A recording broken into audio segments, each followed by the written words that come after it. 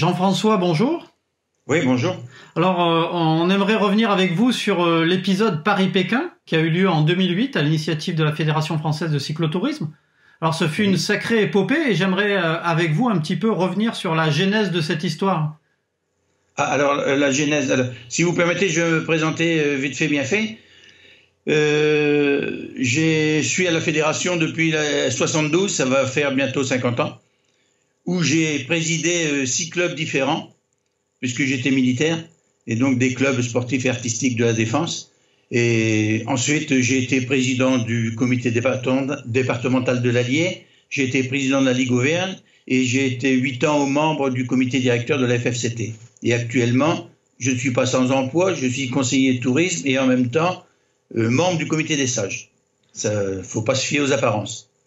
Voilà. Alors, la genèse de Paris-Pékin, le président, l'ex-président Dominique Lamuller, mais qui était président à ce moment-là, rappelle bien que l'idée a germé tout simplement autour d'une table d'un restaurant avec quelques passionnés et notamment notre correspondant chinois, sur la raison de cette idée, pourquoi il y a eu ce germe qui a demandé qu'à éclore, c'est que il y avait Paris et Pékin étaient des villes qui pouvaient devenir villes olympiques.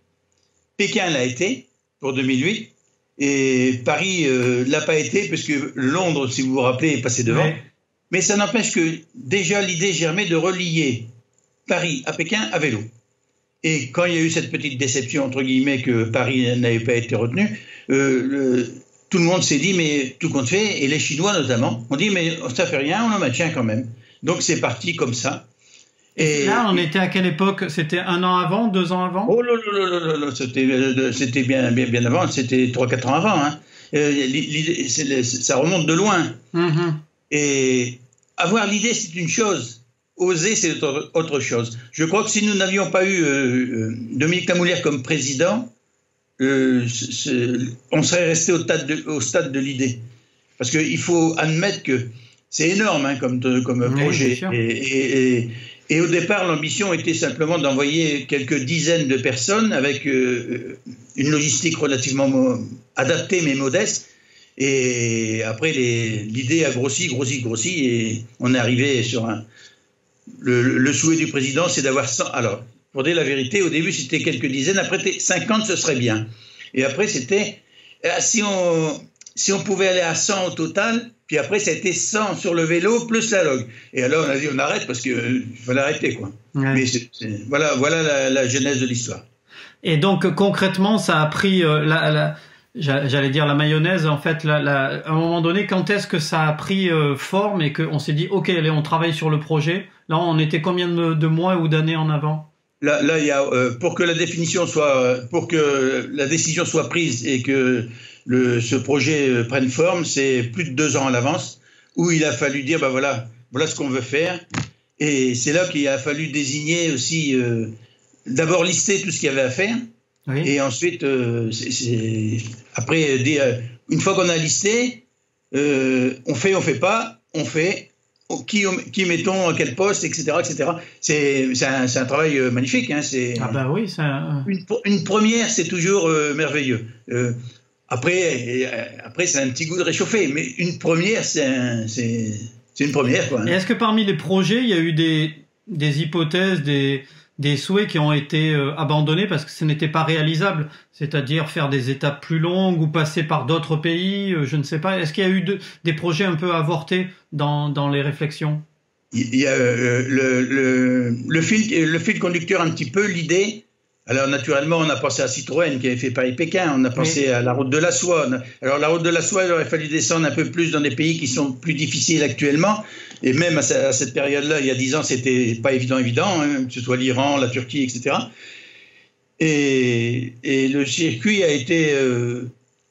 alors pour la partie circuit et diplomatie, parce que ça allait un peu ensemble, hein, c'est surtout le DTN, Jean-Michel Rifford à l'époque, qui s'est occupé de cette partie, et il a élaboré un circuit qui permettait de prendre toute la vallée du Danube, et ensuite de traverser, de passer par l'Ukraine, Russie, Kazakhstan, etc. D'accord. Donc il a été libre il a élaboré son circuit avec des étapes. Vous parlez de longueur. Les longueurs étaient, pour un cyclotouriste, c'est rien du tout. Enfin, je ne devrais pas dire ça. Hein. Celui qui ne connaît pas, il a l'impression de... Parce que ce qu'il faut savoir, c'est que lorsque vous faites du vélo, si vous faites du long, ce qu'on appelle du long, c'est pas dans les jambes que ça se passe, c'est dans la tête. Tout le monde peut faire. Vous voyez des reportages des gens qui font le tour du monde à vélo, ils n'avaient jamais fait de vélo. Hein. Alors, la difficulté, c'était la durée, ça faisait 4 mois et demi quand même, et de vivre ensemble à 110 personnes. Ouais, ce qui n'est pas toujours évident. Bah, on va y revenir un petit peu. Oui, Là, on a parlé un peu du projet, on va parler du casting. Comment vous avez recruté la centaine de cyclistes? Vous avez passé des annonces auprès des licenciés? Alors, d'abord, il fallait être licencié pour pouvoir participer. Il fallait être licencié en 2008, l'année où on l'a fait, mais il fallait l'être également en 2007. Donc la publication s'est faite à partir de 2006-2007, où il y a une information importante. Nous avons vu des nouveaux licenciés en 2007 qu'on a vu partir en 2009. Mais c'est la nature et comme ça. Un cyclotourisme, c'est un sport qu'on pratique seul mais en groupe. C'est idiot ce que je dis. Hein. Non, mais c'est un sport individuel, mais qui se pratique en groupe. Alors ce qui fait qu'il y a des gens qui ont un peu plus d'individualité. Et ce projet les a bottés et ils sont venus et on n'a pas eu de problème. Hein, tout le monde est rentré dans le moule. Hein. D'accord. Et du coup, comment vous avez procédé vous avez eu combien de candidats et combien vous en avez retenu au final? Alors là, c'était là la difficulté, parce qu'on ne savait pas, quand on a lancé le projet, en disant vous inscrivez, il fallait des critères. Et il faut être juste. Alors, ce qui fait que on a fait imaginer un tableau Excel. Ouais. Alors, si vous voulez, je vais prendre des trucs tout bêtes. Vous êtes abonné, licencié à la FFCT depuis plus de 5 ans, 10 ans, 20 ans, et il y avait un truc de points. Vous êtes abonné à la revue, un point ou pas de points. Vous avez fait des brevets de plus de 200 km, autant de points. Vous avez fait. Alors, il y avait tout un panel de questions qui permettaient de cibler et qui nous amenaient à un classement numérique. Alors, quand on avait terminé ce classement, en 2007, on a eu 250 réponses. Hein. Ouais. Sur les 250 réponses, on a dit, voilà, celui qui est le plus haut a autant de points, celui qui est le plus bas a autant de points. Donc, on s'est dit, pas la peine de laisser rêver des gens. Alors, on a monté le curseur en disant ceux qui ont autant de points et autant de points, vous n'êtes pas retenu parce que ça ne correspond pas à les critères. Mais là, vous étiez à combien d'inscrits, de postulants au départ? 250. Il y a 250 personnes qui ont postulé pour pouvoir participer. Oui. Nous aurions pu... Ce qui est assez incroyable, c'est qu'il faut rappeler que l'aventure a duré 4 mois et demi, quasiment 5 mois. Donc, il faut être disponible pour partir 5 mois. Ouais. Ça coûtait relativement cher, on va en parler tout à l'heure. Et malgré ça, vous aviez 250 candidats. Oui, mais il faut savoir que la Fédération française de cyclotourisme, la moyenne d'âge, c'est pas 18 ans. Hein. elle est plus près des 60 ans. Alors, ce qui fait qu'énormément de gens étaient retraités, mais nous avions des gens beaucoup plus jeunes qui n'avaient pas pris de congé depuis 2 ans pour pouvoir les cumuler afin de participer à cette manifestation. Oui, quand même. Et ensuite, quand on avait éliminé cela, au fur et à mesure, on est monté. Il faut que vous sachiez qu'on a éliminé des gens qui avaient nombre de points et qui avaient déjà participé à des manifestations de la FFCT du type Tour de France Cyclo, par exemple, et qui s'étaient conduits de façon, je ne vais pas dire asociale, mais trop individualiste. Et là, on a éliminé. Mais le plus dur, c'est pas ça, c'est pas d'éliminer. Le plus dur, c'est d'expliquer à la personne que vous ne le prenez pas à cause de cela. Ah oui, c'est sûr. Alors, il faut savoir également qu'on a une famille qui est venue, monsieur, madame, et la madame a été éliminée pour un problème, parce qu'il y a la visite médicale qui était très... Le médecin fédéral avait ciblé bien. Des critères bien précis, oui. Et cette dame, on lui a dit, non, vous avez un problème au cœur, vous ne pouvez pas venir. Elle a eu le temps de se faire opérer, de se réentraîner, et elle a fait Paris-Pékin avec son mari. C'est incroyable. Ah ouais, mais c'est pas une activité violente, quoi. Je veux dire, c'est un sport porté déjà. Contrairement au cross où on est sur les genoux et les chevilles, là c'est un sport porté et la moyenne de kilomètres par jour était de l'ordre aux environs de 100 km. Pour un cyclotouriste, c'est rien du tout, ça. Hein. Bien sûr. Ouais. Bon. Et la plus longue faisait un peu moins de 200 km. Et pour arriver justement à Tirao, la ville qui a l'embouchure de l'Oural, qui sépare l'Asie de l'Europe. Mais c'est marrant parce qu'en vous en parlant, moi je m'y retrouve. Ah ben oui, c'est ça qui est génial. Et ça se sent à vos yeux qui pétillent encore. Ouais. Je crois que tous les participants ont été marqués et que ça fait une collectivité, c'est une famille. Mais ça peut sembler bizarre, mais il y a eu tellement je ne vais pas dire de pleurs, de joie, mais on ne vit pas plusieurs mois ensemble comme ça. Et au bout de 10 ans, on a fait des retrouvailles où il y avait une certaine émotion également. Hein. Bien sûr. Et maintenant, malheureusement, je m'adresse aux gens pour dire la disparition de l'un ou de l'autre. Et c'est toujours assez émouvant. Quoi. Bien sûr, oui. Vous avez vécu des moments tellement forts. Oui. Alors, le départ a eu lieu de Paris. Vous êtes parti du Trocadéro. Ouais. Mais avant tout cela, il a fallu obtenir des autorisations. Il a fallu jouer des coudes un peu avec les ambassades pour pouvoir être accompagné, trouver des hébergements. Ça prenait ça occupait combien de personnes et est-ce que c'était un boulot à plein temps? Alors, pour moi, pour moi, en tant que chef d'expédition, c'est un travail à plein temps, et pour beaucoup également. Mais ce qu'il y a de merveilleux, c'est que le personnel du siège, 10-12 personnes, était totalement imbriqué dans le truc et vivait le truc comme c'était le leur. Hein. Alors là, c'était merveilleux. Mais en ce qui concerne les relations diplomatiques, là, c'est un grand travail qui a été fait par le DTN.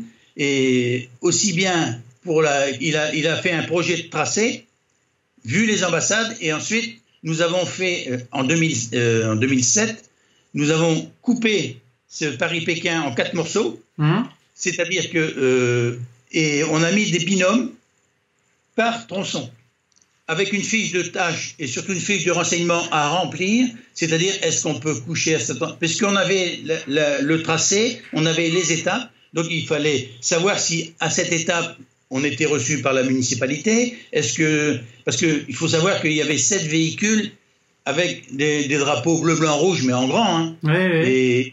Et ce qui fait qu'on représentait la France, entre guillemets. Oui, vous étiez une caravane du Tour de France, un peu. Un peu, si vous voulez. 7 véhicules, ça fait du monde. Et quand vous avez 100 cyclos, et quand on faisait le passage des frontières, les cyclos mettaient obligatoirement le maillot de Paris-Pékin, le maillot spécifique. Ce qui fait que même à l'approche, par exemple, des pays comme l'Ukraine ou la Russie, où c'est relativement dur, au lieu de se mettre dans la file comme tout le monde pour aller au poste de frontière, nous, on doublait tout le monde de façon culottée, mais ça a toujours marché. C'est-à-dire les camions avec les drapeaux bleu, blanc, rouge et les 100 cyclos derrière. Et on arrivait et il n'y avait pas de marche arrière possible. Donc il fallait qu'ils s'occupent de nous. Mais donc ces binômes ont rempli ces fiches qui disaient où on pouvait dormir, s'il y avait une réception, s'il y avait, etc., etc. Et au retour, on a repris ces binômes et là, on a pu éventuellement travailler. C'est là que le travail a vraiment commencé pour la partie logistique. D'accord. Et donc on a parlé des hommes, on parle un petit peu des machines. Il faut savoir que les 100 cyclos possédaient le même vélo. Est-ce que vous pouvez nous en parler ? Ils ne possédaient rien du tout parce que les vélos étaient la propriété de la FFCT. D'accord, c'est-à-dire qu'ils avaient été mis à disposition. Non. La Fédé a acheté 110 vélos, 120 vélos, je crois. Oui. Et avec les mêmes caractéristiques. Ce qu'on ne voulait pas, parce que dans le vélo, il y a celui il y a telle marque pour ceci, ou pour les roues, ou pour le dérailleur. On a dit, on ne veut pas s'embêter avec ça. On prend tous le même et on prend des pièces de rechange qui ça semble assez logique. Ouais. Voilà. Mais ces vélos ont été faits sur mesure quand même.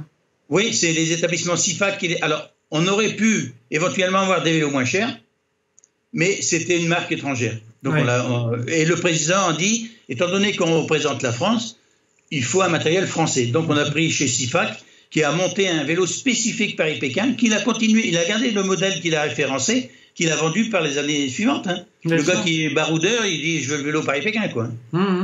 Mais la particularité aussi, c'est qu'on a fait sur la base logistique dans l'Allier, on a monté les vélos. Ça peut sembler bizarre, mais c'était tous des bénévoles qui ont monté les vélos. C'est une usine. Oui, vous aviez un très grand hangar où vous avez stocké en amont. Oui. On a eu la chance, suite à Pentecôte 2007, à Saint-Pourçain-sur-Sioule, où le maire était assis à côté de Dominique Lamoulaire. Le maire a été enchanté de cette idée et a dit si je peux vous aider. Et Dominique, on a rebondi en disant on aurait besoin d'un hangar. On a eu un hangar énorme pendant plus d'un an pour pouvoir réceptionner tous les matériels, pour tous les véhicules, monter les vélos, etc. etc. D'accord. On a eu beaucoup de chance. Enfin, je crois que l'enthousiasme a fait que les gens ont cru, nous suivaient, quoi, je veux dire. Je ne me rappelle pas d'un refus. Ça peut sembler bizarre, mais je ne me rappelle pas. Oui. Ouais, mais c'était un beau projet auquel les gens avaient envie de s'identifier et d'adhérer. Oui. Alors, moi, je vous propose qu'on fractionne ça en plusieurs parties. Là, on a parlé de l'avant. On va parler dans l'épisode de demain du pendant, et ensuite on fera l'après. Et comme ça, on va pouvoir avoir un très beau récit qui va s'inscrire dans la durée. Alors, je vais quand même revenir un tout petit peu sur une question que vous m'avez posée tout à l'heure, mais à laquelle je n'ai pas totalement répondu. Ouais. Comment on a choisi les gens en fonction des rôles attribués. Parce que une fois qu'on avait listé les actions à mener, il fallait mettre en face un nom. Alors, pour la partie diplomatie, c'était facile, puisque Jean-Michel s'en occupait depuis le début. Et comment dirais-je, il fallait désigner un chef, quoi. Chez nous, on dit deux chefs, pas de chef, donc il n'était pas question qu'il y en ait un chef de ceci, un chef de cela, il fallait un chef, quoi. Et comme j'étais, moi, officier dans l'armée de l'air, et qu'on me connaissait à la fédération, et que j'ai eu la chance d'être officier log dans des opérations extérieures à plusieurs reprises, Jean-Michel a dit, on n'a pas le nom vient tout seul, quoi. Donc je me suis retrouvé, et là j'ai demandé à avoir pour adjoint. Alors là, certains m'ont traité de fou. Hein. J'ai pris Henri Dussault comme adjoint parce qu'Henri avait fait pendant 10 ans, avait participé à l'organisation du Tour de France cyclo. Mais Henri avait 75 ans à cette époque. Et beaucoup de gens ont dit mais ça va pas, non, tu vas pas prendre un gars qui a 75 ans. Et ça s'est très bien passé. Et il y a eu une amitié qui est née, un respect mutuel, une estime mutuelle. Et on s'appelle régulièrement. Je veux dire que, je ne vais pas dire nous sommes frères. Oui, c'est ça, ouais. Je ne peux pas dire mieux. Et vraiment, quand je dis que c'était une confiance totale, c'est s'il avait dit, il le faisait. Alors, Henri, je l'ai chargé de la communication, des réceptions parce que dans le Tour de France, à chaque fois, il y a des réceptions. Mais là, c'est pareil, il y a des réceptions. Alors, la cérémonie du pain, la ceci, le cela. Donc, je l'ai chargé de ça. Et puis, le compte-rendu que vous avez peut-être vu jour par jour, il y a une interview sur une personne. C'est lui qui a fait ça également. Oui, on l'a retrouvé pendant plus d'un mois sur Cyclomag tous les jours. Voilà, alors c'est Henri qui avait fait ça. Et il avait tenu à que ce soit juste. Et ensuite, il s'est occupé aussi, et ce n'est pas plus facile, de la répartition des chambres. Ah oui, ça c'est une sacrée... mais ça, on l'abordera dans la partie durant la course. On avait, pour pas oublier... on avait un médecin, on avait des infirmières, dont une qui vient de décéder, malheureusement, Hermina. Et notre médecin, qui était opérationnel, c'était le docteur François Levan, qui était un ancien médecin colonel du GIGN. Alors, je peux vous dire que s'il y avait quelque chose à faire, il le faisait. Ah oui, et ça filait droit. Puis c'était rassurant pour tout le monde, quoi. Mais nous avions d'autres médecins qui nous avaient dit qu'ils étaient médecins, mais qui ne l'avaient pas signalé aux autres. D'accord, ouais. Pour participer, ils voulaient participer au Paris-Pékin comme tout le monde, mais ils savaient que si j'avais besoin, écoutez, là, je pense qu'on a bien planté le décor. On n'est pas encore parti. Là, on a parlé de la mise en place et de l'organisation. Et puis dans l'épisode suivant, on va aborder le vif du sujet, là. Mais rassurez-vous, vous n'êtes pas encore parti, mais moi je suis toujours pas arrivé. Ah.